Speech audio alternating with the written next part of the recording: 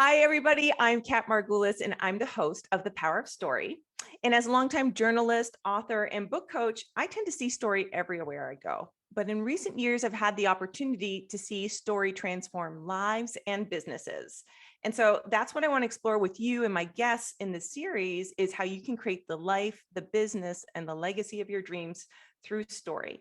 And so today I'm really excited to have with me a great expert on this is B. Joseph Pine II. And Joe is an internationally acclaimed author, speaker, and management advisor, the co-founder of US-based Strategic Horizons LLP. Joe's many books include Mass Customization, Authenticity, Infinite Possibility, and the Experience Economy, Competing for Customer Time, Attention, and Money, which was twice named one of the top 100 business books of all time. Joseph, thank you so much for being part of The Power of Story, and I'm so excited to dive into the experience economy with you. Well, I'm excited to be with you too, Kat. Thank you. Thank you. So, well, let's begin. Let's just give the audience a little bit of a foundation here as we move through the questions. But to begin, tell us, what is the experience economy? What does that mean? Well, what it basically does is it recognizes that we've gone from an agrarian economy based off commodities to an industrial economy based off goods through a service economy. And today we're in an experience economy, an economy where experiences are the predominant economic offering, that experiences are what consumers and business people want today. And the most important thing to understand is that experiences are a distinct economic offering, as distinct from services as services are from goods. Especially when you use goods as props and services as a stage to engage, or a keyword, engage each individual in an inherently personal way, right, that then creates that memory, which is the hallmark of the experience.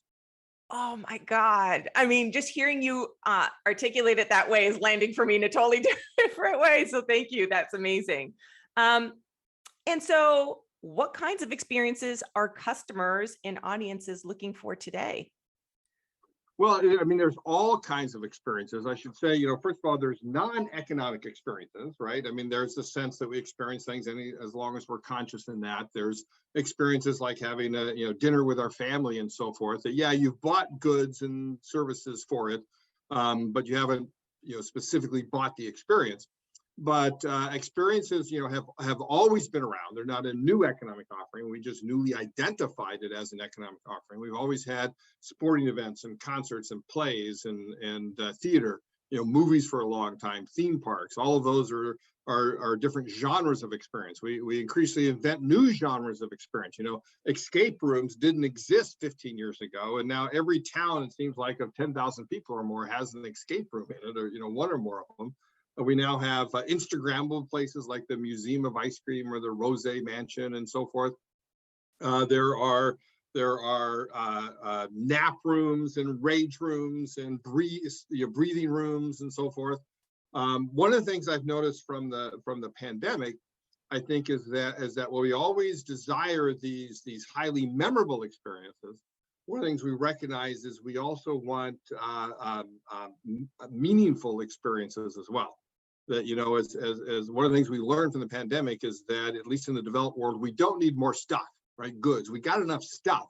What we missed for the past 2 years is those shared experiences that we had with our family, with our loved ones, with our friends, with our colleagues, even complete strangers.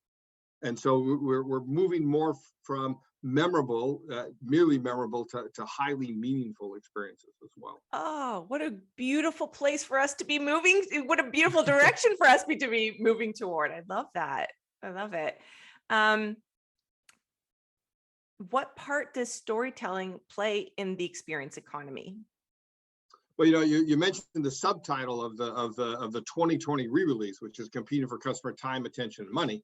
The original subtitle of the book, it was originally published in 1999, was Work is Theater and Every Business is Stage. Because that's the economic functions. You extract commodities, you make goods, you deliver services, but you stage experiences. And so work is theater, that whenever you're in front of customers, you're on stage and you need to engage them in your performance, right? And it's not a metaphor. It's not work as theater. It's literally work is theater. And what is theater but storytelling? Right, story that you have to have in any great memorable experience. And to make it memorable, you have to have a dramatic structure to it that rises up to a climax and comes back down again. And there's, in the book, we talk about a number of different models for dramatic structure. But one of the most simple models is story structure. What's a story? It's something that has a beginning, a middle, and an end. And so that's what we have to design into our experience. If we design experiences like today, one of the watchwords people have is they want frictionless experiences. Well, sorry, if it's frictionless, it's not an experience, right? Frictionless means it's flat, that nothing dramatic happens at all. You can't tell a frictionless story. So we need to create that friction by creating the suspense and the anticipation in the beginning of that, the climax of that experience where one thing and one thing only happens. You think about classic movies, does the hero save the day or not save the day? Does the boy get the girl or not get the girl? And then you bring people back down again to that end where you see the consequence of that climax play out in that world. So every experience, in order to be memorable, needs that beginning, that middle, and that end. Oh, I love that. I don't know. Theme parks is coming up because I'm like, we're always waiting for the moment, right? In the theme park, like it does keep building. So, yeah. Well, and awesome. you notice that story structure is a fractal too. Fractal is a pattern that repeats itself at multiple levels. So, like if you go to Orlando for a week, right? You've got an entire dramatic arc of that week. You go to the theme park for a day. You've got the dramatic arc of that day. Some people try and get on the best rides early. Well, actually, that they're ruining their own dramatic structure. What you need to do is you need to save that, right, to have that climax closer to the end. But then each ride itself, if you go on, has a dramatic structure. It's telling a story that rises up and comes back down again. Wow, I'm looking at things a whole new way. I love that, and I think you've touched on it, but I'll just dig in a little bit to the dramatic structure and the storytelling principles that can be applied to help build a business, a brand succeed. Well, there's a whole set of principles. So one is think of dramatic structure and embracing drama in your business as having two core elements. One is the acting part. So where you need to direct your workers to act, and there's a number of principles there, right? Is that you need to give them roles to play, right? So what's my role in this drama? You need to help them characterize those roles with their names that they use, with the scripts that they have, not necessarily that they're all written down word for word, but the things that you need to do and say, and then the costumes that you wear, right? They're not uniforms, they're not just apparel, right? If you're on stage, then you have a costume. Like when I give a speech, I like suiting up, right? Even if they don't necessarily want a sport coat and tie, right? I'm up there, right, with my tie on to suit up, and it gets me in the right frame of mind, right, for performing on that stage. You need to also then, and use of props as another way that you do it. Then you need to understand and help your workers act with intention. Right, act with intention. That everything they do is intention. Intentionality is just a huge word of experience. You design everything with intention. You need to have a theme or a purpose with intention, and you need to act with intention. And the basic distinction there is between what and how. Right. So you often say any service business can get into the experience business by embracing drama, embracing theater, and by how they do what they do. Right. So what is the functional things that we've got to do for our service activities, but how we do them can turn any mundane interaction into an engaging encounter. You can think about so if you go to a restaurant, right? What? Deliver the guests to a table, right? That's the what. How do you do that? Well, you go to a Rainforest Cafe. I remember a while ago, my partner Jim Gilmore and I went to the Rainforest Cafe in Chicago, and we got up to the front of the queue, and and even though they have this great environment, right? It's like you're in the rainforest. When a reservation is ready out front, they'll yell out, the pine party, your adventure is about to begin, right? They understand their role. But we got to the front of the queue then after the adventure is about to begin. And the waiter took a look at us, saw a couple of people in our party, grabbed a couple of menus, and then sort of motioned for us to follow him. And then he proceeded to walk through the restaurant with slumped shoulders, with a very slow walk, shuffling his shoes. When he got to the table, he just like threw the menus down the table and slowly turned his back to us and walked away. Right? This was a man who didn't understand that his work is theater, unless perhaps he was playing the role of somebody struck by malaria. So at that same trip, we went to Ed DeBevick's. I don't know if you've heard of Ed DeBevick's, but it's a famous diner in Chicago, and it's just a diner. It's not something fancy. It's like if you can do it with a diner, you can do it with anything. Yeah. And there, the gentleman that met us at the front, his name tag said Smiley. And I don't know if that was his real nickname or if that was just the role that he was playing, right? But he played this role, Smiley, with gusto. He met us with big smiles, picked up the menu, said, "Follow me." And then he proceeded to lead us through the restaurant, where every once in a while he would talk to a table and ask them how their meal was going, if they needed anything. We just sort of cooled our heels behind them. And then he started walking around one table. He went up the chair, up the table, down the other side of this booth, and then finally delivered us to our table right back at the front of the restaurant. Right, wonderful, engaging theater. The same task, the same what, right? Deliver the guests to the table, yeah, but completely different how. Oh. Right, so how you do what you do is the key thing.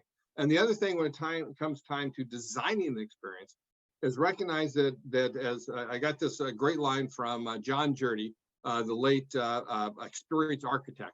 He's the one who coined and popularized the term placemaking.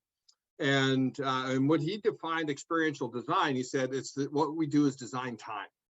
You're designing time. You're designing the time that your customers spend with you. And that's where that time has that dramatic structure that rises up and comes back down again. Right? I like to differentiate services from experiences, is that services are time well saved. Right? Do it for me. Usually do it better than I can do it. Make it nice, easy, and convenient. And so I can get in and out as quickly as possible because you're saving my time. And why do I want my time saved? So I can spend it on the experiences that I value. And those experiences are time well spent. So you need to design the time and experience so that people walk away with it, right?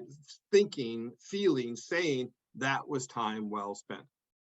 I love it. And I feel like there's something very reciprocal because it becomes more, I imagine for the people who are working for those companies and in those roles, it makes their part more meaningful in what they're creating.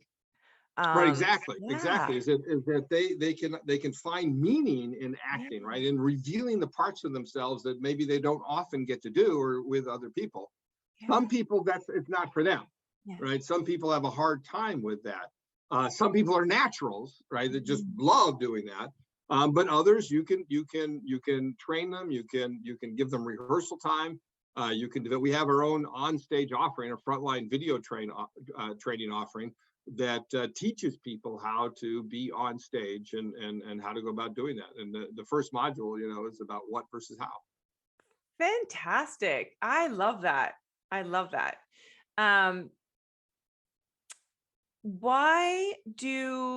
Let's talk about authenticity, actually. What role does authenticity play in the experience economy?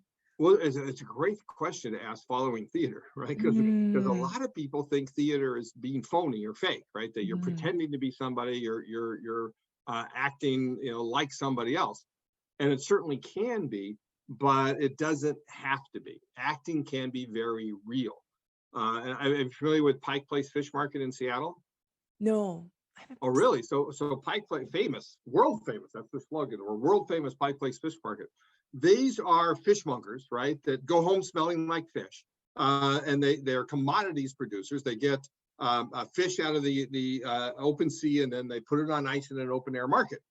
But they do it with wonderful theater. They have all these routines that they do. Like they'll try and get kids to go up to this little large mouth bass, right? So they got this huge mouth in this thing. It's wide open.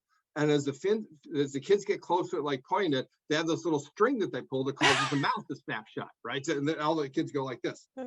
And then they have their signature moment. The signature moment is when you order a fish, and then your worker shouts it out like, "Salmon flying away to Minnesota," and all the other workers shout it back, "Salmon flying to Minnesota." And then they take that salmon and it's literally flying because they throw it 15, 20 feet to the counter where somebody catches it, and then they wrap it up for you and complete the transaction. There's often 30, 40, 50 people there that are just there to watch the show, right? Because that's what it is, right? They understand they're on stage. But again, it's real, right? This is who they are. They go home smelling like fish. They're fishmongers, but they do it with wonderful acting. And so authenticity really comes to the fore with the experience economy, because as the world becomes more and more of a paid for experience, people increasingly question, well, then what is real and what is not? And increasingly they want the real from the genuine, not the fake from some phony. So going along with the experience economy is this imperative to render your offerings to be perceived as authentic. And we wrote the book we wrote on authenticity has all these different ways of being able to do it. Talks about 5 genres of authenticity. It talks about the 2 key standards of authenticity, and it shows people how they can go about that and manage the perceptions, right? And the reasons it's so important is that experiences happen inside of us. It's a reaction to events that engage in front of us, and anything that happens inside of us, we want to be authentic. And so you have to go about creating that perception within us with the experiences they have, as well as the services, goods, and commodities, right? So commodities, we want organic produce, right? Goods, we want non-animal tested cosmetics and shampoo and things like that. And we want our services to be delivered by genuine people.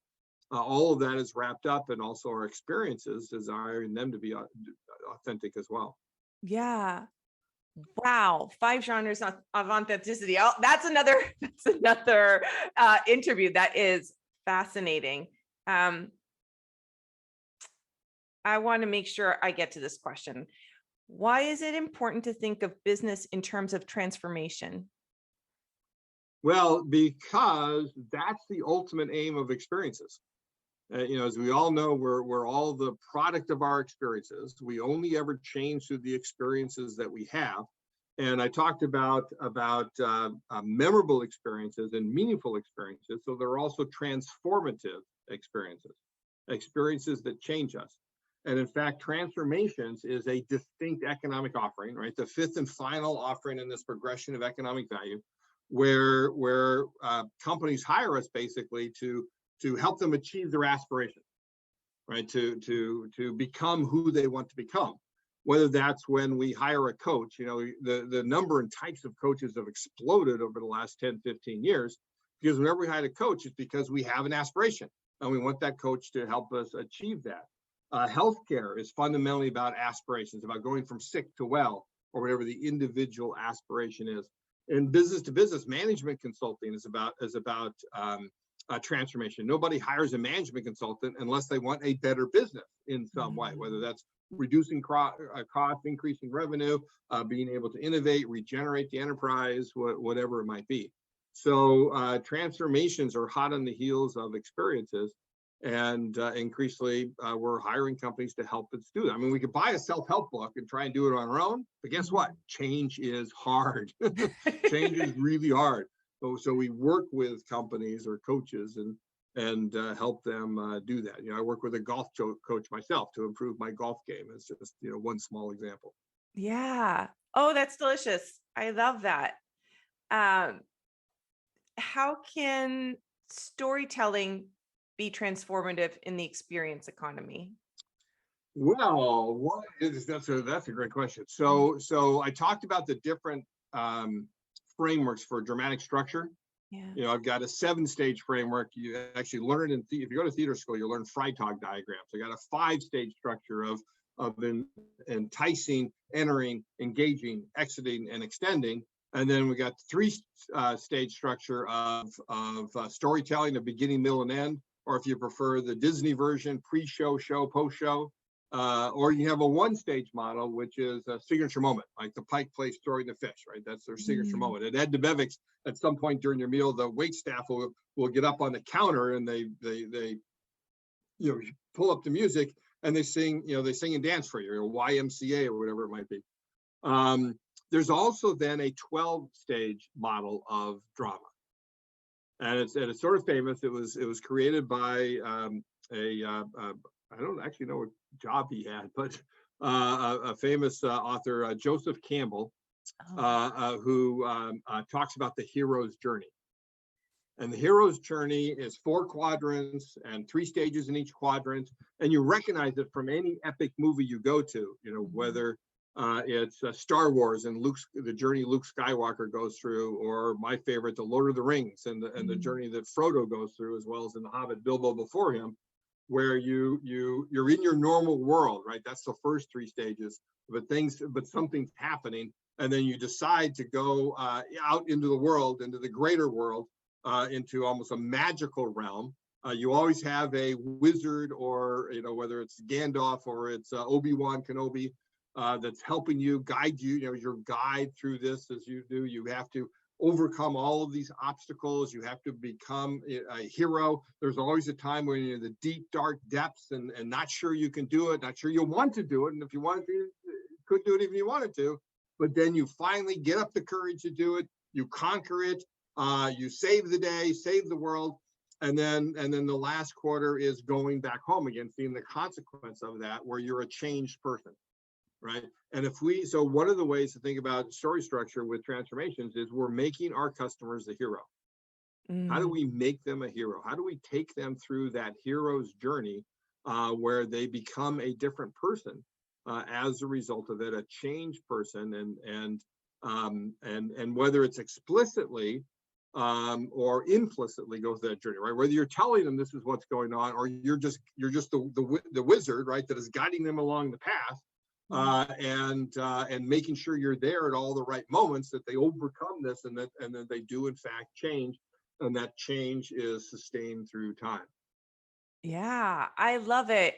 I'm loving these conversations because they really do put the audience and the customer, it gives them a respect that we don't traditionally think, like old school business mentality, where it's like an objectification of the end user, right? I just feel like when we talk about story and business, there's a lot of respect and care.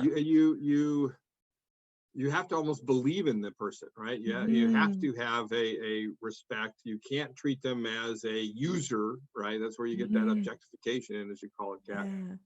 But you have to treat them as an individual, living, breathing human being, and you have to be human with them in order to change them, or help. Changing them is wrong, right? Because you can't change them; they have to change themselves, right? All you can do is guide them, right? That's the economic function. Like you stage experiences, you guide transformations. So you have to guide them to the point where they can change themselves. Oh, I love that. Okay, I'm going to slip one more question in. Lastly, what are the keys to a great story or experience in the experience economy? Well, one of the keys is you have to believe it yourself. Right? You have to believe in that story, even if it's made up. And it's okay to have made up stories, right? You have an origin story and so forth. It reminds me of one of my favorite theater examples is the Geek Squad. That they turn mundane computer installation repair into an engaging encounter because they bring theater to it. And Robert Stevens, the founder of the Geek Squad, long before it was bought by Best Buy, he's the one, he came up with, you don't interview prospective employees, you audition them, then you costume them in white shirts, thin black ties. The ties are clip-ons, he says, just in case there's an altercation. Black pants and shoes with white socks. He says the white socks really make the uniform pop, right? And they drive around their geekmobiles. And one of the reasons he says for the uniform is he wants real geeks. He wants authentic geeks. He wants them to believe and know that they're geeks, because if they do it, if they're not, and they do it with a wink and a nudge, if they do it with irony, like I'm being, that like as somebody like to do today, then it doesn't come off well. That's not what it's about. In fact, he says that his real theme is comedy with a straight face. You want people to have fun, right? Be humorous with it, but you need to maintain that demeanor of being a geek, with that straight face, because it makes it authentic. And that's because they believe in it, that they understand that they are geeks. Oh my God, this is like blowing my mind. I didn't know that story. And wow, that's great. That's like it's so nuanced. That's bananas. I love it. What a great answer. What a great answer, Joe. I did not expect that. That's beautiful. Is there anything else you want to share before we leave today? Well, one of the things is I mentioned, like Geek Squad has a theme, and all great experiences have theme. Chapter 3 of the book is about theming your experience. But when that theme becomes part of who you, for the entire organization versus individual experiences, it becomes part of who you are, part of the organization, the DNA of it, then it really becomes a meaningful purpose. And that's something that I think all companies need today, is they need a meaningful purpose. They need a raison d'etre for why they are in business, beyond making a buck. And what those are is it's all intention again, right? Your acting intention has to fulfill your theme, right? Which is your strategy intention, which has to fulfill your raison d'etre, your purpose, right? Which is why you exist in business. All these are different levels of theming. I also mentioned that if you're really interested in the transformations, several colleagues and I wrote an article for the Harvard Business Review in the January-February issue this year, 2022, called The New You Business. Right? And that's what transformation is about, is creating a new you. And so it's something you can look up, as well as, its transformations are also in the book itself, chapter 9 of the book. And if anybody wants to learn more, you can always go to our website, www.strategichorizons.com, Strategic Horizons with an S. You can learn about our onstage offering, our Experience Economy Expert Certification offering, everything else that we do, and all the books and everything as well. Wow, Joe. Yeah, start running, everybody. Start running for that website. I'm going to be hopping over there, getting all of it. Fascinating speaking with you today. Thank you so much for sharing your insights and your expertise and all your knowledge. Well, not all your knowledge, because that's just a drop in the ocean, but some of the knowledge, some of your knowledge with us today. For those of you watching at home, keep in mind there's going to be a Power of Story workshop on October 24th. Details on that to come. We've got more amazing interviews on the way. Thank you, Joe, for being here today. It was a pleasure, Kat. Thanks for the insightful questions. Thank you. Thank you all. And we will see you soon. Bye-bye.